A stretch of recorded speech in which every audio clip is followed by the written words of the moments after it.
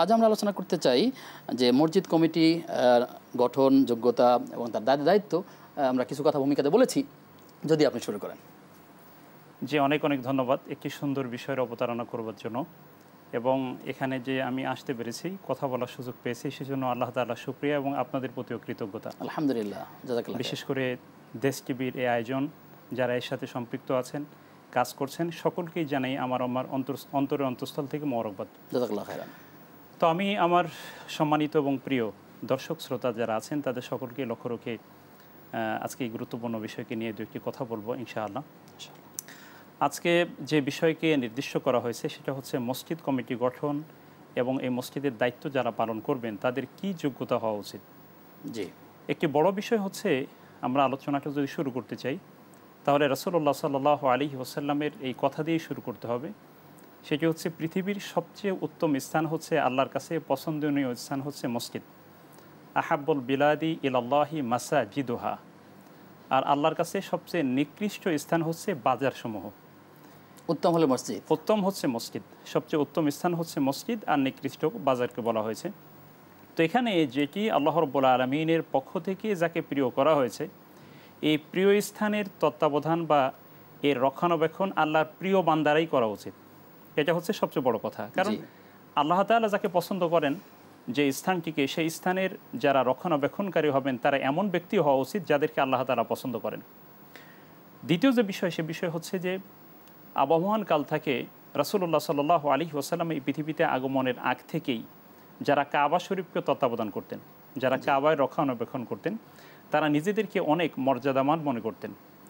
এবং এই জাহেলি যুগ যখন শেষ হয়, রাসূলুল্লাহ সাল্লাল্লাহু আলাইহি ওয়াসাল্লামের যখন আবির্ভাব হয়, তখন আল্লাহ রাব্বুল আলামিন একটি নির্দিষ্ট শর্তের মধ্যে তাদেরকে আবদ্ধ করে নিলেন। তাদেরকে বললেন যে, খবরদার, তোমরা সকলে আজ থেকে আর কাবা শরীফের তত্ত্বাবধান করতে পারবে না যতক্ষণ পর্যন্ত না তোমাদের ভিতরে মৌলিক 4টি গুণ তৈরি না হবে।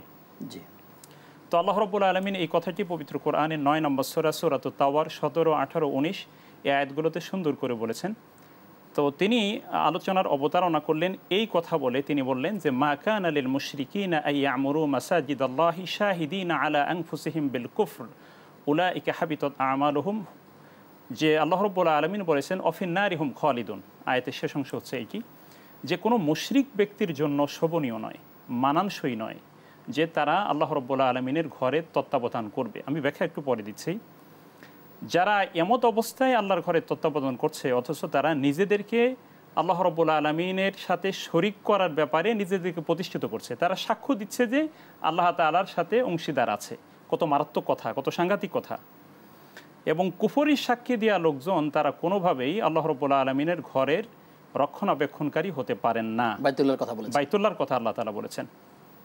তো এখানে একটি চিন্তার বিষয় হলো যে এই ঘর কি শুধু কাবা ঘরের সাথেই সম্পৃক্ত? না, কাবা ঘরের আদলে পৃথিবীতে যতগুলো ঘর তৈরি হয়েছে যেখানে আল্লাহ তাআলার ইবাদত করা হয়, সবগুলো ঘরের ক্ষেত্রেই কাবা ঘরের হুকুম সাব্যস্ত। কাবা ঘরের হুকুমের ক্ষেত্রে, কাবা ঘরের ক্ষেত্রে যে কথা, অন্য মসজিদের ক্ষেত্রে একই কথা, সবগুলোর ক্ষেত্রে বক্তব্য সেম। তো এখানে আল্লাহ রাব্বুল আলামিন বললেন যে তাদের জন্য যেহেতু এটা শোভনীয় নয়, সুতরাং এখন কি কি গুণ তাদের ভিতরে থাকা উচিত যদি তারা আল্লাহ তাআলার ঘরকে তত্ত্বাবধান করতে চান, রক্ষণাবেক্ষণ করতে চান, মোতাওয়াল্লি হতে চান, ক্যাশিয়ার হতে চান, মসজিদ কমিটির সভাপতি হতে চান, সেক্রেটারি হতে চান, তাহলে তাদের গুণ কি কি লাগবে। 1 নম্বর আল্লাহ তাআলা বলেছেন 17 নম্বর আয়াত সূরাতুত তাওবা 9 নম্বর সূরার, যে ইন্নামা ইয়ামুরু মাসাজিদাল্লাহ, যে আল্লাহ তাআলার ঘরকে তত্ত্বাবধান করতে পারেন, রক্ষণাবেক্ষণ করতে পারেন, পরিচালনার দায়িত্ব নিতে পারেন, পরিচালনা পর্ষদে থাকতে পারেন, ইমাম খতিবের দায়িত্ব পালন করতে পারেন। এটাও কিন্তু সম্পৃক্ত। কারণ হচ্ছে মসজিদ কমিটির, মসজিদে যিনি ইমাম এবং খতিব হন তাদেরকেও হতে হবে যারা আল্লাহ তাআলার তাওহীদকে ঘোষণাকারী, আল্লাহ তাআলার সাথে কোনো রকমের শিরকিয়াতের গন্ধ যার ভিতরে আছে, তিনিও মসজিদ কমিটির সভাপতি, সেক্রেটারি তো দূরের কথা, মসজিদের খতিব হওয়ার যোগ্যতা রাখেন না। কারণ এখানে আল্লাহ রাব্বুল আলামিনের বক্তব্যের ব্যাপ্তি কিন্তু অনেক বেশি। খুব স্বাভাবিকভাবেই আমাদের অনেকের মনে আসতে পারে একজন মসজিদের ইমাম সাহেব, মসজিদের খতিব সাহেব, তিনিও আবার কি মুশরিক হতে পারেন? হ্যাঁ, হতে পারেন। আংশিক শিরক তিনি করতে পারেন আল্লাহর সাথে। তিনি আল্লাহ তাআলাকে রব হিসেবে মেনে নেন, কিন্তু তার আইনকে তিনি মানতে রাজি নন। এমনটি হতে পারে, এমনটি হতে পারে। আল্লাহ রাব্বুল আলামিনের সার্বভৌমত্ব সে সব জায়গা প্রতিষ্ঠিত হোক, সব স্থানে থাকুক, এটা তিনি মানতে রাজি নন। তাহলে উনি শিরক করছেন, এক অর্থে উনি কিন্তু শিরক করছেন, যদিও সেটা আংশিক শিরক, কিন্তু এটা তো শিরকই। অর্থাৎ এখানে আল্লাহ তাআলার বক্তব্য হচ্ছে আলা লাহুল খালকু ওয়াল আমর, জেনে রেখো সাবধান, সৃষ্টি যার, আইন চলবে তার, বিধান তার। যদি এমনটি হয়ে থাকে তাহলে কোনো ইমাম সাহেব যদি উনি মনে করেন যে আল্লাহ তাআলার আইন সব স্থানে দরকার নেই, আমার জন্য এটা কার্যকর না, আল্লাহর আইন খালি সাধারণ মানুষের জন্য লাগবে, কোনো আলেম ওলামার আইন দরকার নেই, এটাও কিন্তু খুব সাংঘাতিক কথা, এটাও মানে চিন্তা করাও ঠিক হবে না। সুতরাং এই জন্য যারা নিজেদেরকে কুফরির পক্ষে সাক্ষী দেয়, কুফরির সাথে সহযোগিতা করে, কুফরির যে কোনো কুফরি শক্তির সাথে তারা কোনো না কোনোভাবে সম্পৃক্ত থাকে, তারা কেউ আল্লাহ রাব্বুল আলামিনের ঘরকে তত্ত্বাবধান করা, রক্ষণাবেক্ষণ করার দায়িত্ব নিতে পারেন না এবং তারা যোগ্যতা রাখেন না। সূরা তাওবার 17-18 এই আয়াতগুলোতে কথা বলা হয়েছে। তারপর আল্লাহ রাব্বুল আলামিন বললেন, হ্যাঁ জেনে রাখো শুধুমাত্র আল্লাহর ঘর তত্ত্বাবধান করবার জন্য কি কি গুণাবলী হওয়া দরকার।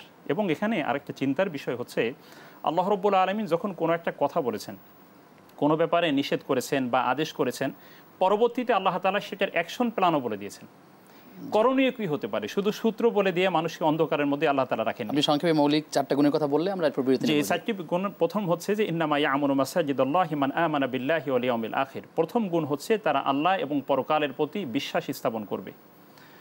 তারপরে ওয়া আকামাস সালাহ, এবং তারা সালাত কায়েম করবে, ওয়া আতাজ যাকাত, এবং যাকাত আদায় করবে, ওয়ালাম ইয়াখশা ইল্লাল্লাহ, এবং আল্লাহ ছাড়া আর কাউকেই সে ভয় করবে না। এই 4টি গুণ।